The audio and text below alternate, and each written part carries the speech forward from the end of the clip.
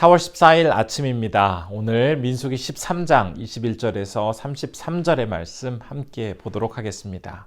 이에 그들이 올라가서 땅을 정탐하되 신 광야에서부터 하마덕이 르홉에 이르렀고 또 네겝으로 올라가서 헤브론에 이르렀으니 헤브론은 애굽 소안보다 7년 전에 세운 곳이라.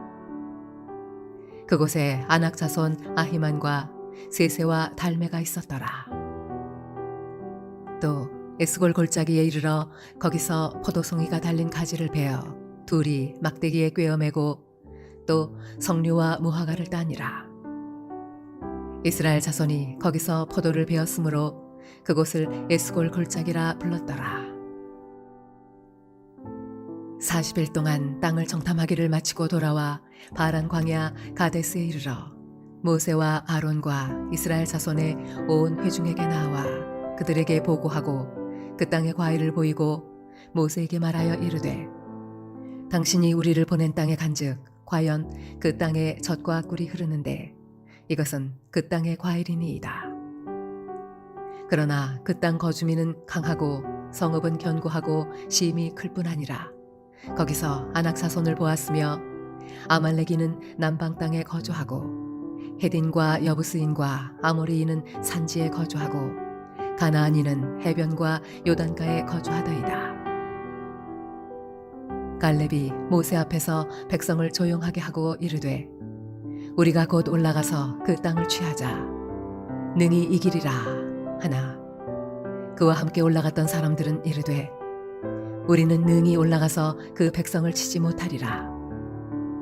그들은 우리보다 강하니라 하고 이스라엘 자손 앞에서 그 정탐한 땅을 압평하여 이르되 우리가 두루 다니며 정탐한 땅은 그 거주민을 삼키는 땅이요 거기서 본 모든 백성은 신장이 장대한 자들이며 거기서 네피림 후손인 아낙 자손의 거인들을 보았나니 우리는 스스로 보기에도 메뚜기 같으니 그들이 보기에도 그와 같았을 것이니라.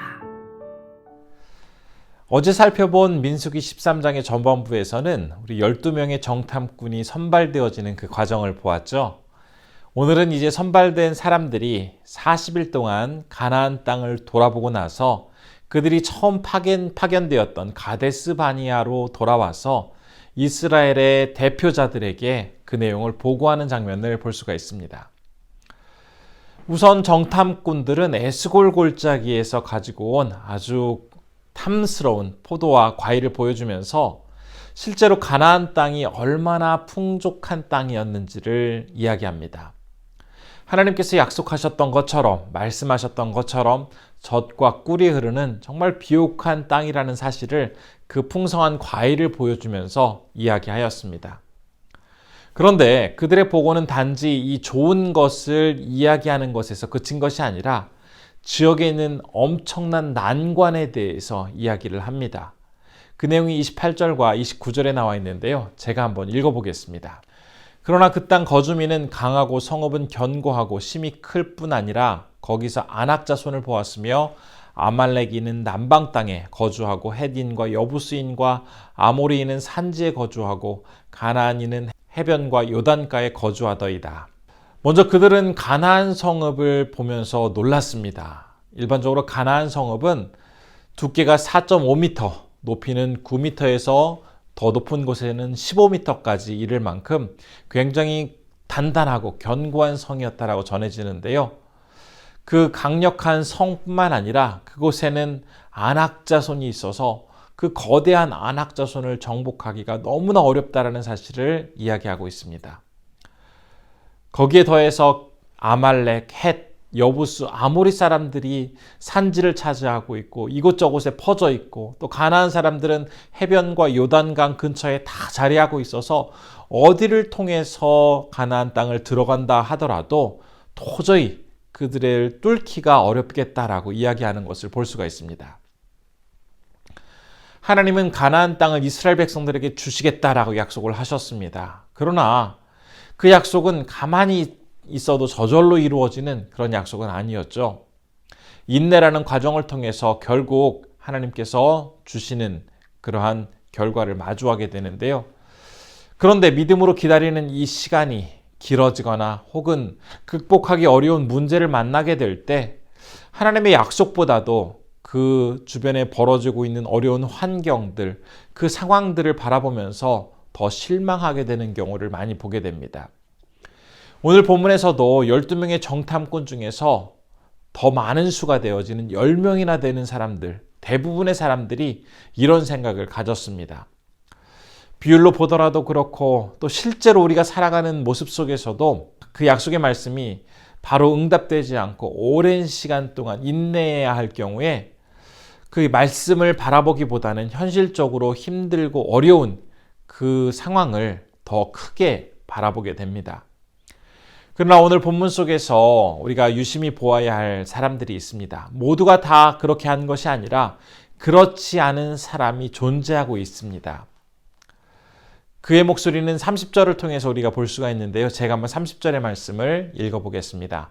갈렙이 모세 앞에서 백성을 조용하게 하고 이르되 우리가 곧 올라가서 그 땅을 취하자 능히 이기리라 하나. 갈렙은 다른 대다수의 정탐꾼과는 다르게 이야기를 하고 있습니다. 하나님께서 약속하셨으니 그 말씀을 따라서 한번 싸워보자 라고 이야기를 하고 있습니다. 자신에게 지금 이길 수 있는 어떤 풍족한 힘이 있거나 모든 여건이 더욱더 우세하기 때문에 이야기하고 있는 것이 아닙니다. 오직 하나님의 약속만을 근거로 하여서 지금 너무나 당당하게 이야기하고 있는 갈렙의 모습을 볼 수가 있습니다. 그 역시 다른 10명의 사람들과 똑같은 것을 보고 왔지만 갈렙의 눈에는 많은 사람들이 두려워하고 힘들어하는 그 현실이 더 크게 보이는 것이 아니라 하나님의 말씀, 그분의 약속이 더 크게 다가왔습니다. 그런데 이 갈렙의 이야기를 들은 다른 정탐꾼들은 가만히 있지 않았습니다. 이번에는 더욱더 강한 어조로 자신의 그 반대 의견을 피력하고 있는 것을 볼 수가 있는데요. 32절과 33절에 그들의 강력한 반대 의견이 잘 나타나 있습니다. 그런데 이 내용을 읽다 보면 가나안을 감히 넘봐서는 안 된다라는 사실을 강조하기 위해서 사실보다도 허황된 과장을 늘어놓고 또 자기를 철저하게 비하하는 그 방법을 통해서 그 자신의 이야기를 늘어놓고 있는 사람들의 모습을 볼 수가 있는데요. 우선 그들이 사용한 과장은 그 말씀 속에서 그곳 모든 백성이 신장이 장대하다라고 말하는 것에서 우리가 확인해 볼 수가 있습니다. 사실 가나안 땅에는 골리앗처럼 아주 기골이 장대한 사람도 있었지만 모두가 다 그런 것은 아니었습니다. 그럼에도 모두가 다 크다라고 이야기하고 있는 모습 속에서 그들은 굉장히 커다란 과장을 하고 있다는 것을 볼 수가 있습니다. 특정한 몇몇 사람들을 마치 일반적인 것처럼 말함으로써 사실을 왜곡하고 있는 것이죠. 또한 자기를 비하하는 모습은 스스로를 메뚜기 같다라고 말하는 장면에서 알 수가 있습니다. 인간의 발에 쉽게 밟히고 연약한 그 존재인 메뚜기 정도밖에 안 된다라고 스스로를 너무나 천하게 바라보고 있습니다. 사실 이것은 자신들을 천하게 보는 것에서 그치는 것이 아니라 더 커다란 의미를 지니고 있었는데요. 고대는 각 나라의 신이 전쟁을 주관하고 있다라고 믿었습니다. 그렇기 때문에 전쟁에서의 승리는 그 신의 명예와도 연관되어 있었죠. 즉 이스라엘 백성들이 만일 그 가나안 사람들과 싸워서 자신들이 전쟁에서 패하고 그들이 메뚜기와 같은 그런 보잘것없는 존재에 불과하다라고 바라보았다면 그것은 곧 그들의 신이었던 하나님에 대한 평가였고 하나님에 대한 비하이기도 하였습니다. 그런데 우리 하나님은 어떤 분이신가요? 지금까지 이스라엘 백성들을 너무나 신실하게 인도하셨고 보호하신 분이십니다.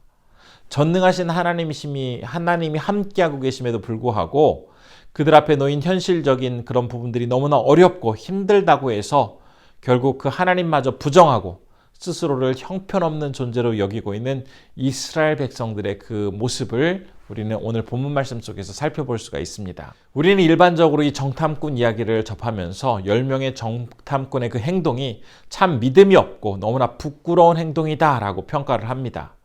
그런데 한번 곰곰이 생각해 보면 실제로 우리의 모습 속에서도 이 10명의 정탐꾼이 보여주고 있는 이런 모습을 보일 때가 너무나도 많지 않습니까? 하나님은 말씀을 통해서 우리에게 분명하게 약속하고 계신데도 불구하고 그 약속의 말씀이 자꾸 오랫동안 성취되지 않고 또 내 주변에서 벌어지고 있는 그 여러 가지 일들이 상황이 너무나 힘들고 어렵게 되어지다 보면 약속의 말씀을 붙들기보다는 주변에 있는 그 여러 가지 환경이 더 크게 보이면서 우리의 생각 가운데 세상의 것들이 안악자손처럼 더 뛰어나고 강력하고 우수하다라고 생각합니다. 반면에 나는 너무나 형편없고 초라하고 무능한 존재라고 여기면서 자신을 한없이 낮게 바라보고 살아갑니다. 혹시 나의 모습 속에서 이런 10명의 정탐꾼과 같은 그러한 상황을 보이고 있다면 다시 한번 갈렙의 그 믿음의 고백을 나의 고백이 될 수 있도록 해야겠습니다. 자꾸 세상의 것이 더 크게 보이고 나를 가로막는 그런 여러 가지 요소들 앞에서 무기력함을 느끼게 될 때가 있다 할지라도 우리 하나님께서 지금까지 나를 인도해 주셨으니까 그 하나님을 의지하면서 약속의 말씀으로 담대하게 나아가리라, 이러한 선언을 통해서 우리가 더욱더 주님 앞에 나 자신을 확실하게 세우도록 해야겠습니다. 우리를 더 이상 그 메뚜기적인 사고에 가두어 두지 말고 승리자의 그 사고를 갖도록 함으로써 하나님과 함께 그 역경과 고난을 이겨내시는 우리 성도님들 되셨으면 정말 좋겠습니다. 기도하겠습니다. 첫 번째로 기도할 것은 메뚜기적인 사고에서 벗어나서 승리자의 사고를 가지고 믿음으로 나의 그 모든 환경과 어려움을 이기게 하옵소서라고 기도했으면 좋겠고요. 두 번째로는 태국의 러이엣에서 사역하시는 김동현 백정옥 선교사님, 운영하시는 그 인탄인펀 청소년 센터를 통해서 많은 청소년들에게 복음을 힘있게 전하실 수 있도록 기도해 주시면 좋겠습니다. 기도하겠습니다.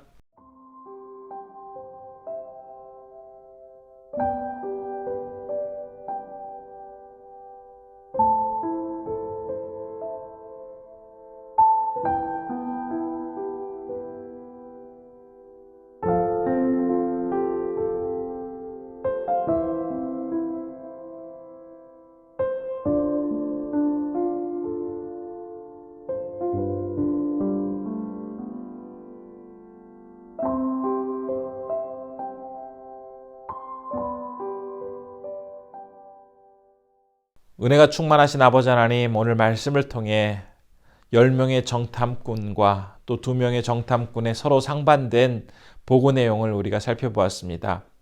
하나님의 약속의 말씀이 있음에도 불구하고 현실적으로 닥친 너무나 어렵고 힘든 상황 속에서 현실의 그 상황을 바라보는 그러한 10명의 정탐꾼과 그럼에도 불구하고 약속을 붙들고 나아가는 2명의 이야기를 우리가 다시 한번 생각해 봅니다.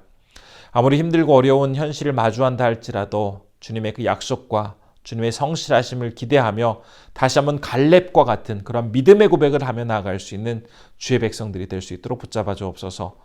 오늘은 태국에서 사역하시는 김동현 백정옥 선교사님을 위해서 기도할 때 러이의 청소년 센터를 통해서 많은 이들에게 복음을 전하고 있는데 그 센터를 통해서 하나님의 영향력과 하나님의 그 살아계심을 온전히 선포하기에 부족함이 없도록 우리 선교사님 붙잡아 주옵소서.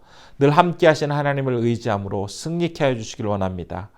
오늘도 우리 성도님들 건강을 허락하여 주시고 하나님 함께하여 주심에 기쁨으로 모든 상황 이겨내실 수 있도록 한 분 한 분 지켜주시길 원하오며 예수님의 이름으로 기도드립니다. 아멘.